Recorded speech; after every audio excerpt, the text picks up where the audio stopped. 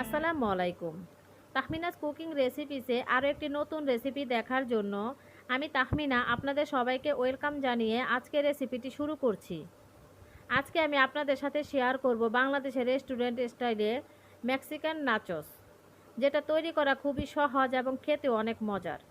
আশা করছি আপনাদের কাছে ভালো লাগবে। চাইলে ট্রাই করে দেখতে পারেন, দেখবেন পরিবারের সবাই এটা ভীষণ পছন্দ করবে। রেসিপিটি ভালো লাগলে ভিডিওটিকে একটি লাইক দিবেন, ফ্রেন্ডস এবং ফ্যামিলির সাথে ভিডিওটি শেয়ার করবেন। এতে করে আরও অনেকে রেসিপিটি দেখার সুযোগ পাবে। আর তার পাশাপাশি চ্যানেলে যদি নতুন হয়ে থাকেন তাহলে এরকম আরও মজার মজার রেসিপি পেতে প্লিজ এখনই ভিডিওর নিচে লাল সাবস্ক্রাইব লেখা বাটনটি প্রেস করে চ্যানেলটিকে সাবস্ক্রাইব করে পাশে থাকা বেল আইকনটি বাজিয়ে রাখবেন। এতে করে হবে কি, আমি ভিডিও আপলোড দেওয়া মাত্র সবার আগে নোটিফিকেশন পেয়ে যাবেন। তো চলুন কথা না বাড়িয়ে চলে যায় আজকের মূল রেসিপিতে। আজকের এই নাচোস বানানোর জন্য প্রথমে একটি মিক্সিং বোলে নিয়ে নিচ্ছি 1.5 কাপ পরিমাণ ময়দা, আধা চা চামচ পরিমাণ লবণ দিয়ে দিলাম। এরপর এখানে অ্যাড করে দিচ্ছি 2 টেবিল চামচ পরিমাণ রান্নার রেগুলার তেল। তেলটা দেওয়ার পর খুব ভালোভাবে হাতের মাধ্যমে ডলে ডলে তেলটাকে সম্পূর্ণ ময়দার সাথে ভালোভাবে মিশিয়ে নিতে হবে। দেখতেই পাচ্ছেন ভালোভাবে ডলে ডলে কিন্তু মিশিয়ে নিয়েছি। এ পর্যায়ে এখানে আমি অল্প অল্প করে নর্মাল টেম্পারেচারে থাকা পানি দিয়ে একটা ডো তৈরি করে নিচ্ছি আর ভালোভাবে হাতের মাধ্যমে ময়াম করে নিচ্ছি। এভাবে অল্প অল্প করে পানি দিয়ে অনবরত ময়াম করে আমি ডোটাকে তৈরি করে নিয়েছি। আর ডোটাকে তৈরি করতে সময় লেগেছে 5-6 মিনিটের মতো। খুব স্মুথলি ডোটাকে তৈরি করতে হবে। এখন আমি এটাকে ঢাকনা দিয়ে ঢেকে রেখে দিচ্ছি। এবার আমি নাচোসের জন্য চিকেনটাকে রেডি করতে আসলাম। এখানে হাড় ছাড়া মুরগির বুকের মাংস নিয়েছি 1 কাপ। প্রথমে দিয়ে দিচ্ছি স্বাদ মতো লবণ, দিয়ে দিচ্ছি আধা চা চামচ কালো গোলমরিচের গুঁড়া, 1 চা চামচ পরিমাণ দিয়ে দিচ্ছি মরিচের গুঁড়া, দিয়ে দিচ্ছি আধা চা চামচ ধনিয়ার গুঁড়া, আর দিচ্ছি 1 চা চামচ সয়া সস, আদা রসুন বাটা দিচ্ছি 1 চা চামচ, আর সবশেষে দিচ্ছি টমেটো সস 2 চা চামচ। তো সব মশলাগুলো চিকেনের সঙ্গে আমি চামচ দিয়ে খুব ভালোভাবে মিক্সড করে নিচ্ছি। আপনারা চাইলে হাত দিয়েও মাখিয়ে নিতে পারেন। খুব ভালোভাবে মাখানো হয়ে গেলে হাতে যদি সময় থাকে সেক্ষেত্রে আপনারা এটাকে আধা ঘন্টার জন্য রেস্টে রেখে দিতে পারেন।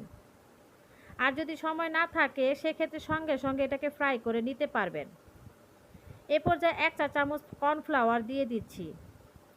এর থেকে বেশি দিবেন না, তাহলে কিন্তু ভাজার সময় কাদা কাদার মতো হবে। তাই জাস্ট 1 চা চামচ কর্নফ্লাওয়ার দিয়ে এটার সঙ্গে মিক্সড করে নিতে হবে। খুব ভালোভাবে এটাকে মিক্সড করে নিলাম। এখন আমি এটাকে ফ্রাই করব। আমি আসলে রেস্টে রাখছি না, আমি চাচ্ছি আমার রেসিপিটা যেন দ্রুত শেষ হয়ে যায়। চিকেন ভাজার জন্য একটি ফ্রাই প্যানে বাটার দিয়ে দিলাম। বাটার দিয়ে চিকেনটা ভাজলে খুব সুন্দর একটা ফ্লেভার পাওয়া যায়। যদি বাটার না থাকে সেক্ষেত্রে ঘি দিয়ে ভাজতে পারেন। সেটাও যদি সম্ভব না হয় সয়াবিন তেল দিয়েও ভেজে নিতে পারেন। এখন চিকেনগুলো দিয়ে দিচ্ছি। চিকেনগুলো কিছুক্ষণ নেড়ে চেড়ে ঢাকনা দিয়ে ঢেকে এটাকে লো হিটে রেখে দিব। এটা থেকে যে পরিমাণ পানি বের হবে সেই পানি থেকে কিন্তু চিকেনটা সিদ্ধ হয়ে যাবে। আমি কিন্তু চিকেনগুলো খুবই ছোট ছোট পিস করে কেটেছি। আসলে নাচোসের যে চিকেন বা বিফ যেটা দিয়ে তৈরি করেন না কেন, এরকম ছোট টুকরো হলে কিন্তু সুবিধা হয়। চিকেনটাকে কিন্তু একটু লাল লাল করে ভেজে নিতে হবে। এখন তৈরি করব চিজ সস। আমি এখানে 2 টেবিল চামচ বাটার দিয়ে দিচ্ছি আর দিয়ে দিচ্ছি 2 টেবিল চামচ ময়দা। এটা কিন্তু ময়দা দিয়ে তৈরি করতে হবে, এটা আটা কিংবা চালের গুঁড়া দিয়ে হবে না, তাই ময়দা দিয়ে তৈরি করতে হবে। এখন বেশ কিছুক্ষণ ভেজে নিতে হবে। ভালোভাবে ভাজা হয়ে গেলে অ্যাড করে দিতে হবে তরল দুধ। আমি রান্না করে নেওয়া তরল দুধ অ্যাড করে দিচ্ছি 1 কাপ। দিয়ে সঙ্গে সঙ্গে হ্যান্ড উইচ দিয়ে মিক্সড করে নেবেন যেন ময়দাগুলো দলা পেকে না থাকে। স্বাদ মতো লবণ দিয়ে দিচ্ছি। আধা চা চামচ কালো গোলমরিচের গুঁড়া দিয়ে দিচ্ছি আর 1 টেবিল চামচ চিনি দিলাম। এখন সব কিছু খুব ভালোভাবে মিশিয়ে নিচ্ছি। সবশেষে দিয়ে দিচ্ছি মজারেলা চিজ 1/3 কাপ। যখন সসটা ঘন হয়ে আসবে তখন এটাকে নামিয়ে নিতে হবে। তো আমার সসটা রেডি হয়ে গেছে, চুলাটা বন্ধ করে দিলাম। এখন আমি এটাকে ঠান্ডা করার জন্য রেখে দিব। এদিকে আমাদের ডোটা রেডি। এখন এটাকে জাস্ট হাতের মাধ্যমে চাইলে মথে নিতে পারেন। তারপর এটাকে রুটি বেলে নিতে হবে। এটা পুরোটা আমি একবারে বেলে নিব আর ছোট ছোট রুটি কেটে নিব। আমি কিন্তু এটা মোটা করে রুটি বেলে নিয়েছি আর এরকম বয়ামে ঢাকনা দিয়ে আমি ছোট ছোট রুটি কেটে নিচ্ছি। এখানে আমার মোট 8টি রুটি হয়েছে। 5টা রুটি আমি একসঙ্গে বেলে নিব। প্রতিটি রুটির উপর তেল দিয়ে দিচ্ছি। একটু বেশি করে তেল দিতে হবে।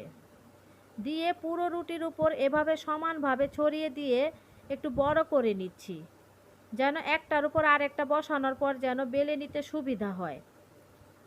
আপনারা যদি নতুন হন তাহলে 3টি রুটি একসঙ্গে বেলে নেবেন।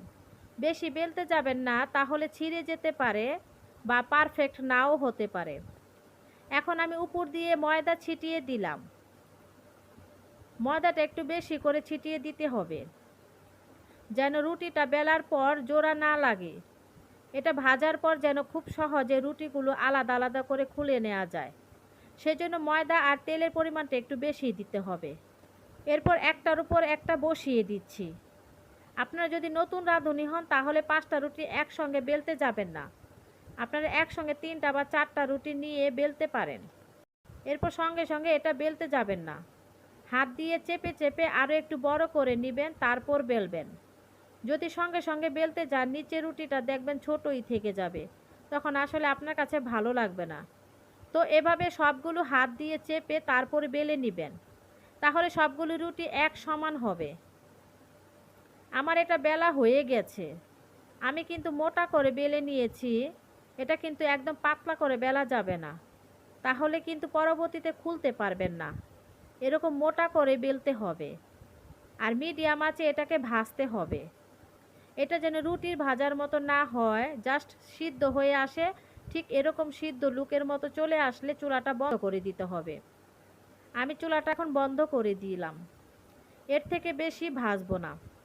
চুলা থেকে নামিয়ে একটু ঠান্ডা করে তারপর রুটিগুলো পার্ট টু পার্ট খুলে নিতে হবে। আমি একটু ঠান্ডা করে নিয়েছি, এখন এটা খুলবো। দেখতে পাচ্ছেন কতটা পাতলা হয়েছে। উপরেরটা বোঝা যায় না, কিন্তু নিচেরগুলো যেগুলো ভিতরে থাকে সেগুলো দেখবেন পাতলা হবে, হাতের আঙ্গুলি দেখা যায়। সবগুলি খুলে নিতে হবে। বাকি যে 3টা ছিল সেটাও আমি ভেজে নিয়েছি, সেটাও আমি খুলে নিচ্ছি। অর্থাৎ আমি এখানে 8টি রুটি নাচোস আমি তৈরি করে দেখাচ্ছি। 8টি রুটি যে পরিমাণ নাচোস হয়, মানে আপনারা 2 প্লেট সাজিয়ে নিতে পারবেন। একটা উঁচু করে আর আরেকটা ফ্ল্যাট করে সাজিয়ে নিতে পারবেন। এখন সমস্ত রুটিগুলো আমি আবারও একটার উপর আরেকটা রেখে দিচ্ছি, যাতে আমার কাটতে সুবিধা হয়। সব আমি একসঙ্গে কেটে নিব। তো এটা নর্মালি ত্রিভুজ যেমন হয় ঠিক সেভাবে কাটতে হবে। অর্থাৎ একটা রুটিকে আপনি 8টি ভাগে ভাগ করতে পারেন, আবার 6 ভাগেও ভাগ করতে পারেন। আমি 8 ভাগে ভাগ করে নিব। এভাবে আপনার নাচোস চিপসগুলো তৈরি করে নিতে হবে। এটা কিন্তু সংরক্ষণ করা যায় বছর জুড়ে। আমি যেটা করি, এটা তৈরি করে ডিপ ফ্রিজে রেখে দিই। বেশি করে রুটি একসঙ্গে এভাবে সিদ্ধ করে নিয়ে নাচোস চিপসের মতো করে কেটে আপনারা কিন্তু ডিপ ফ্রিজে রেখে দিতে পারবেন। 7-8 মাস বা 1 বছর রেখেও খেতে পারবেন, এতে নষ্ট হবে না। যখন আপনার খেতে ইচ্ছে করবে তখন জাস্ট বের করে ভেজে আপনি সঙ্গে সঙ্গে পরিবেশন করতে পারবেন। এখন এটাকে ভাজতে হবে। চুলার তাপটা মিডিয়াম থেকে একটু কমে রেখে তারপর ভাজতে হবে। এটাকে ডুবো তেলে ভাজতে হবে। এটা গোল্ডেন হওয়া পর্যন্ত আমি ভেজে নিব। যখন গোল্ডেন কালার চলে আসবে তখন এটাকে তেল থেকে উঠিয়ে নিতে হবে। আপনারা দেখে নিশ্চয়ই বুঝতে পারছেন এটা কিন্তু বেশ ক্রাঞ্চি হয়েছে। আর এই চিপসটা কিন্তু বেশ পাতলা হয়, খুব হালকা হয়, মুচমুচে হয়, মুখে দিলেই মিশে যায়। খুব ভালো লাগে এটা খেতে। আপনারা এভাবে নাচোস চিপস তৈরি করে দেখবেন, খেতে অনেক ভালো লাগবে। নাচোস তৈরি করতে 2টি সসের বোতল লাগবে। একটাতে টমেটো সস ভরবো আর আরেকটাতে চিজ সস ভরবো। তো আমি 2টি বোতল নিয়েছি। বোতলগুলো ক্লিন করে তারপরে আমি সসগুলো ভরে নিব। একটাতে আমি চিজ সস নিয়েছি আর আরেকটাতে টমেটো সস নিচ্ছি। আমি হট টমেটো সস নিচ্ছি। আপনারা বাসায় তৈরি করা সসও ইউজ করতে পারেন। তবে কেনাটা দিয়ে এটা তৈরি করলে দেখতে কিন্তু অনেক সুন্দর লাগে, আবার খেতেও ভালো লাগে। এখানে আমি ভাজা চিকেন নিয়েছি মজারেলা চিজ, নাচোস চিপস আর 2 বোতল সস। এখন এটা সাজানোর পালা। এভাবে নাচোস চিপস দিয়ে আমি সাজিয়ে নিচ্ছি। দিয়ে দিচ্ছি চিকেনগুলো এমনভাবে দিতে হবে যেন প্রতিটি চিপসের গায়ে চিকেনগুলো লেগে থাকে। এরপর দিতে হবে চিজ সস। এখন টমেটো সস দিয়ে দিচ্ছি। এরপর দিতে হবে চিজ গ্রেটের যে ছোট ছিদ্র রয়েছে সেটা দিয়ে এটা গ্রেট করে দিতে হবে। তো প্রতিটি লেয়ার এভাবে সাজাতে হবে। এটা আমার লাস্ট লেয়ার। আপনি এটা কতটা উঁচু করে তৈরি করতে চাচ্ছেন সেটা আপনার উপর নির্ভর করে। তবে যত বেশি উঁচু করবেন তত বেশি সুন্দর লাগবে। উপরে আমি চিজ সস আর টমেটো সস দিয়ে দিলাম মজারেলা চিজ। তো আমার এই প্লেটটা সাজিয়ে নেওয়া কমপ্লিট। বাকি যে চিপসগুলো রয়েছে সেটা দিয়ে আমি আরেকটা প্লেট সাজিয়ে নিব। দেখতেই পাচ্ছেন কতটা লোভনীয় লাগছে। আশা করছি আপনাদের কাছে খুবই ভালো লেগেছে। আর বাকি যে চিপসগুলো আছে সেগুলো একটু আলাদা একটা প্লেটে সার্ভিং করে নিচ্ছি। উপরে চিকেন দিয়ে দিচ্ছি মজারেলা চিজ।